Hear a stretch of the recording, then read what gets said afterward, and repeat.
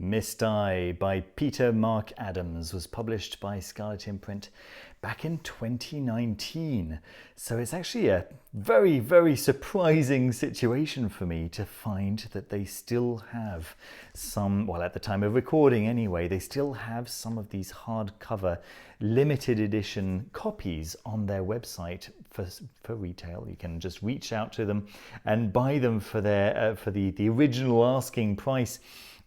Scarlet Imprint's books usually sell out very fast, and then the price goes up very steeply.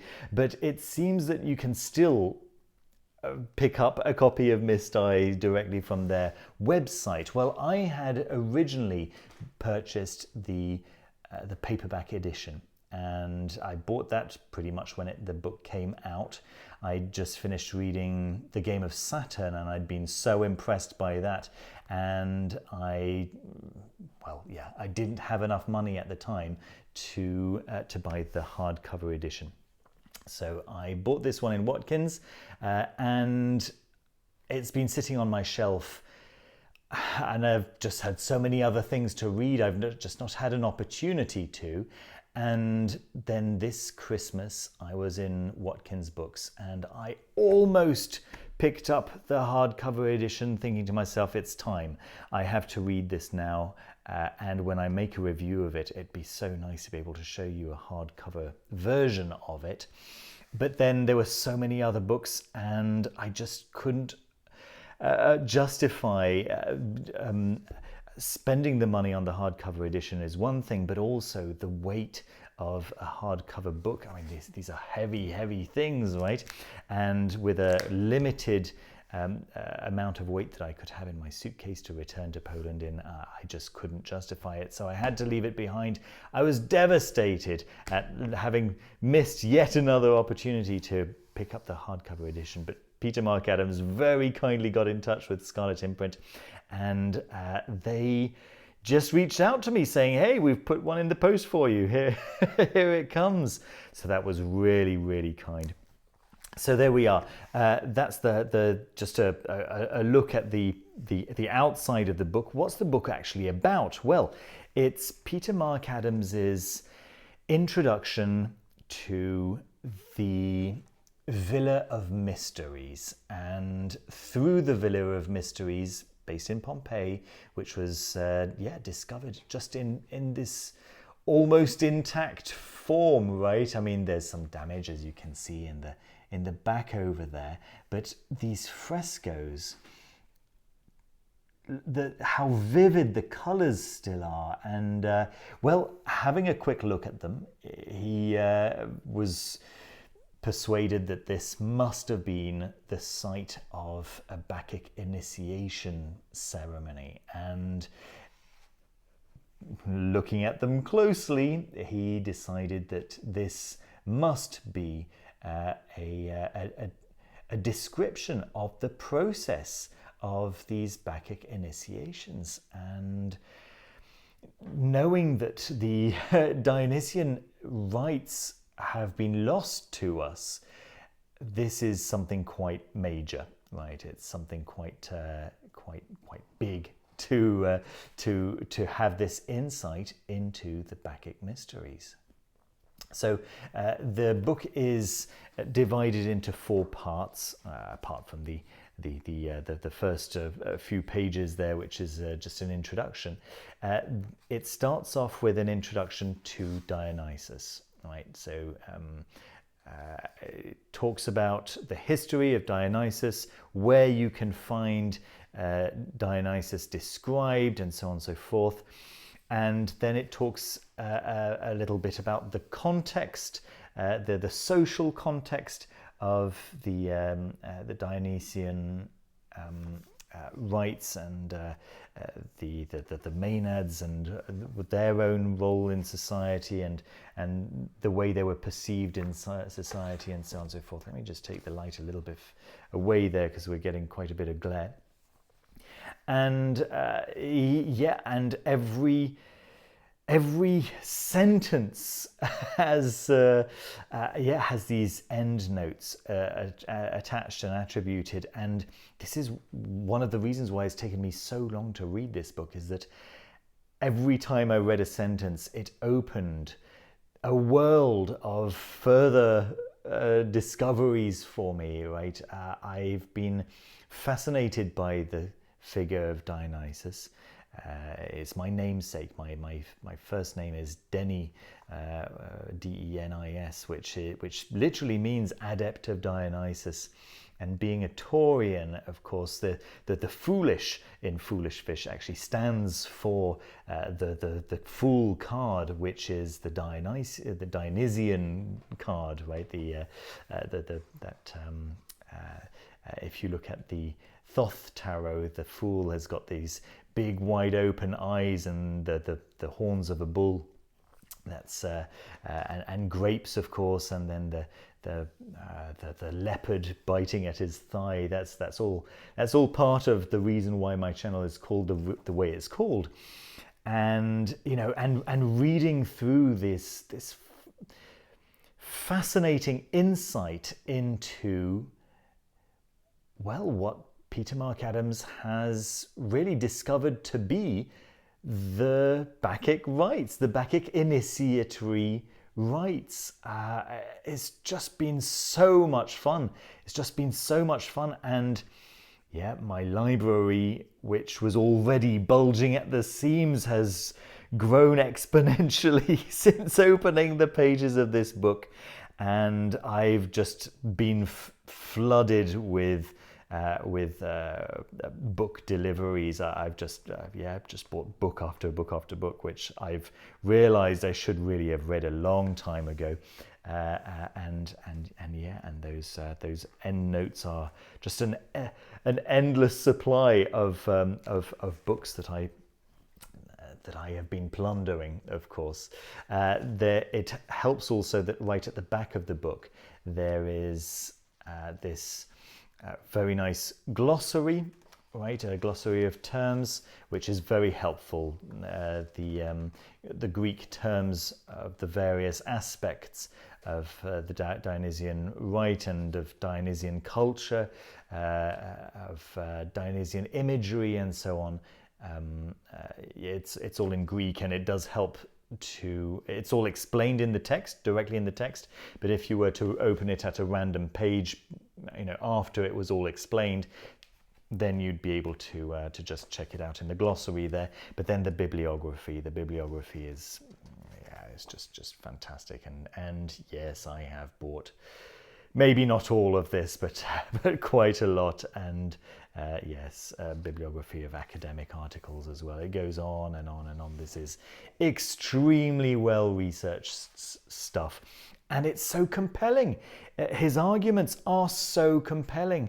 It's just impossible to disagree with him. There are a few leaps of faith, I have to admit, but nothing that gets in the way of the overall thesis, right? There are some points where he says you could think that this particular thing is like this or like that, but yes, on the whole, it's solid, it's substantial.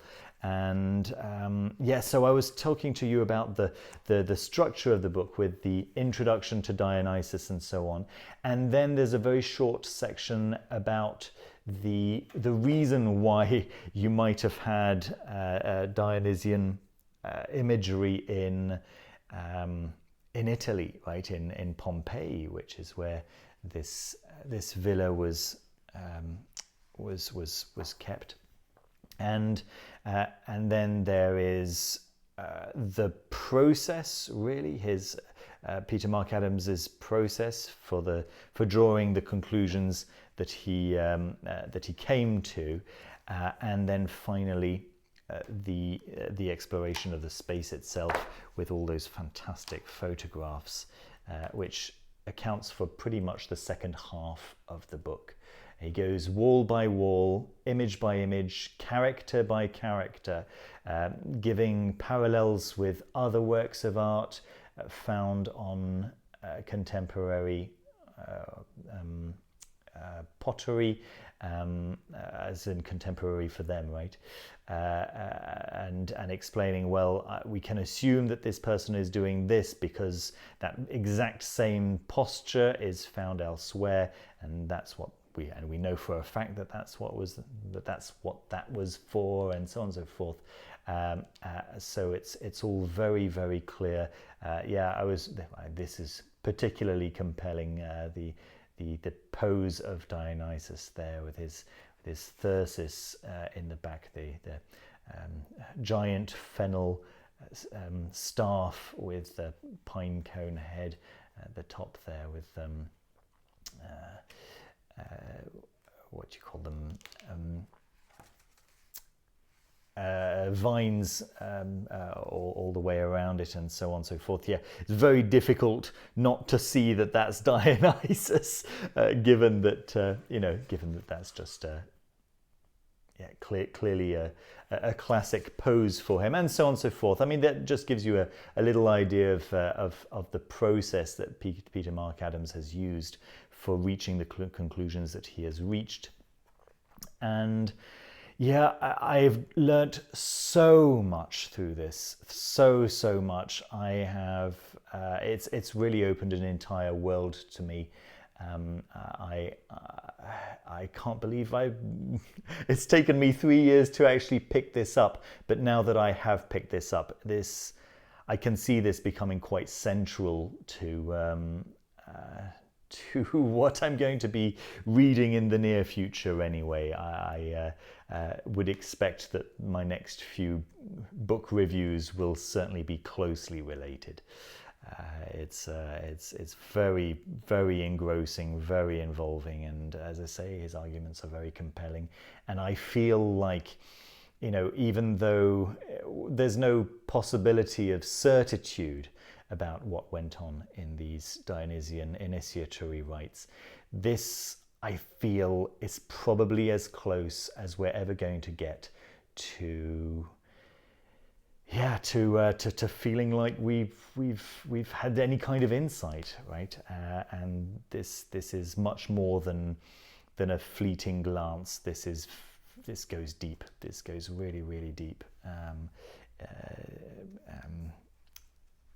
Yeah, and as I say, his arguments are compelling. Just a quick note about the difference between the two editions. The hardcover edition has got a slightly different paper. The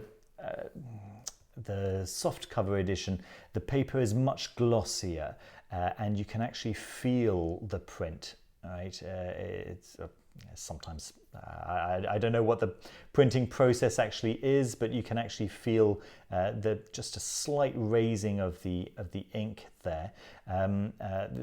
Not a bad thing at all. Just saying that it is slightly different, and because this paper is much glossier and much whiter, the prints of the of the frescoes themselves, some of the colours are a little bit more, slightly more vivid. The reds in particular are slightly more vivid. Let me see if I can maybe find a nice comparison here. Let's can we get these both together so that you can see what I mean? I'll bring the light away, actually. There we go. So yeah, you can see that the top there seems a little bit, I've got another light on the other side which doesn't help. Yeah, something like that. You can see that the top is just a little bit redder and the bottom is a little bit more orange, but it certainly doesn't detract from what's being depicted. It's clear in both situations. I feel like this is going to probably last a little longer because it's Smith's sewn, right? And you have those lovely headbands. The pages open nice and flat, whereas here it's perfect bound, and so it's much harder to get the book to open all the way flat. But it's Scarlet Imprint. It's just the best you know, they're exemplary, right? The paperback as well as the hardcover. The paperback is perfect bound, but yes, it's of extremely high quality, very thick pages, and a delight to read. There we are. That was a very long review, but it was certainly worth it. I hope you liked what you saw here today. Maybe bring the light back over so you can see what we're doing. And yeah, don't forget to leave a thumbs up. That really helps the channel, and to subscribe down below if you haven't done so already. Links down below on where you can, at the time of recording, I say, right, where you can still find both the hardcover and the paperback editions. And yeah, I'll see you very soon with another video. Take care of yourselves. Bye-bye.